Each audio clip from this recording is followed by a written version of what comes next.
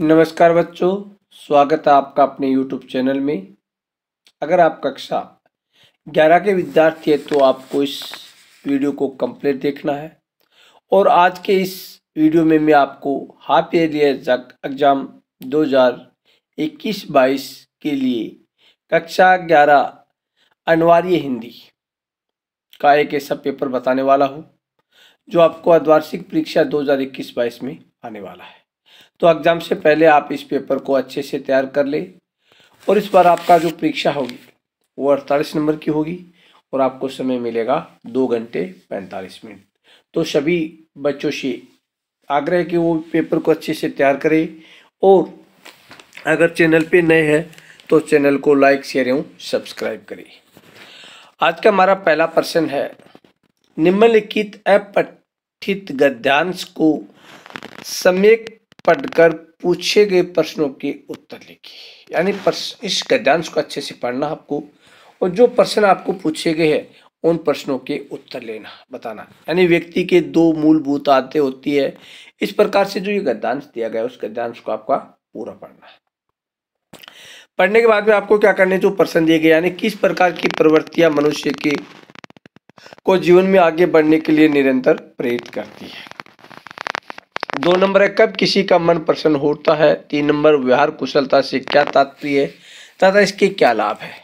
प्रत्येक आत्मविश्वासी व्यक्ति किस बात की अपेक्षा रखता है।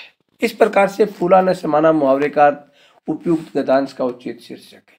ये जो 6 क्वेश्चन दिए गए हैं आपके 10 नंबर की, इनमें से आपको इस गद्यांश को अच्छी तरीके से पढ़ना है। उसके बाद में आपको इसके उत्तर देना। आप इसमें 10 में से 10 पूरे नंबर ला सकते हैं। उसके बाद में प्रश्न संख्या 2, निम्नलिखित अपठित काव्यांश सम्यक पढ़कर पूछे गए प्रश्नों के उत्तर लिखिए। पथ बंद है पीछे अचल है, पीठ पर धक्का परबल है, मत सोच बढ़ चल तू अब भी ले बाहु में उत्साह बल, जीवन सार कैसे नी को संभव असंभव को करो, पथ पथ निमंत्रण दे रहा आगे कदम, ओ बैठने वाले तुझे देगा न कोई बैठने, पल पल समरनु नत सुमन शम्या न देगा लेटने।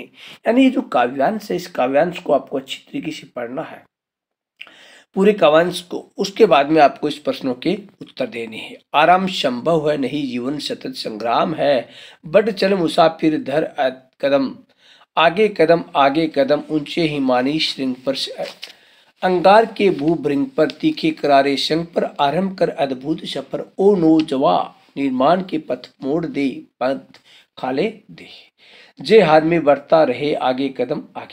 यानी इसको पढ़ो और पढ़ने के बाद में ध्यान पूर्वक इस काव्यांश के जो प्रश्न है वो आपको देने हैं। यानी इस काव्यांश में कवि किसे प्रेरणा दे रहा है और क्यों दे रहा है, किस पंक्ति का आशय जीवन के युद्ध में सुख सुविधा चाहना ठीक नहीं है, अद्भुत सफर की अद्भुतता क्या है, आशय स्पष्ट कीजिए, जीवन सतत संग्रह है, कविता का केंद्रीय भाव 2 या 3 पंक्तियों में लिखिए और इस पद्यांश काव्यांश का उचित शीर्षक लिखिए। उसके बाद में प्रश्न संख्या 3, निम्नलिखित में से किसी एक विषय पर सार गर्भित निबंध लिखिए। जीवन में खेलों का महत्व, दहेज की बलि वेदी पर भारतीय नारी, शिक्षित बेरोजगारों की समस्या, स्वच्छता अभियान में छात्रों की भूमिका से संबंधित आपको एक निबंध लिखना है। लगभग 250 से 300 शब्द तक।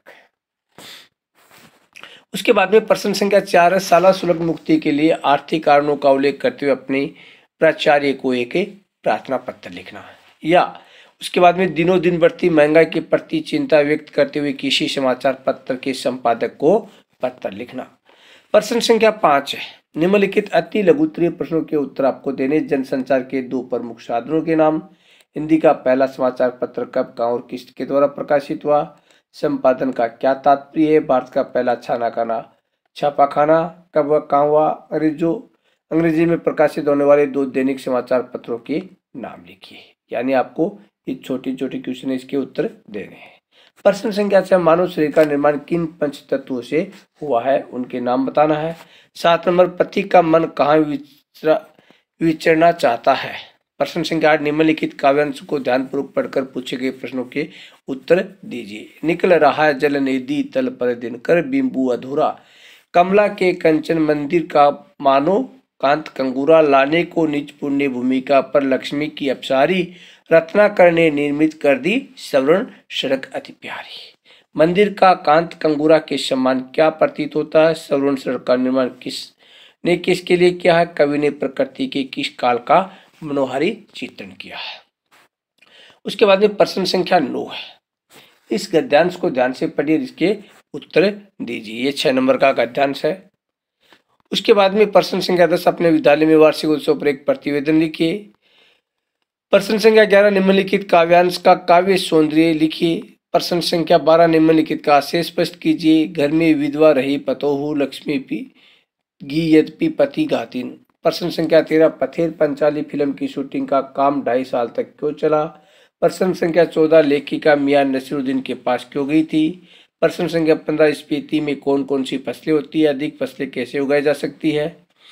प्रश्न संख्या 16, चित्रपट संगीत ने लोगों के कान बिगाड़ दिए। अक्सर यह आरोप लगाया जाता रहा। इस संदर्भ में कुमार गंधर्व की राय लिखिए।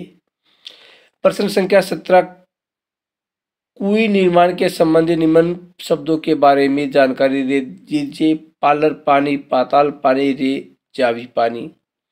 प्रश्न संख्या 18, बेबी की जिंदगी में तातुस का परिवार नया आया होता तो उसका जीवन कैसा होता? कल्पना करें और लिखिए। ये था हमारा वीडियो जिसमें हमने आपको सभी प्रश्नों से अवगत करवाया है। तो सभी विद्यार्थी इस चैनल को ज़्यादा से ज़्यादा लाइक शेयर एवं सब्सक्राइब करें। इसी के साथ ही हमारा वीडियो यहीं समाप्त होता है। जय हिंद, जय भारत, जय जय राजस्थान।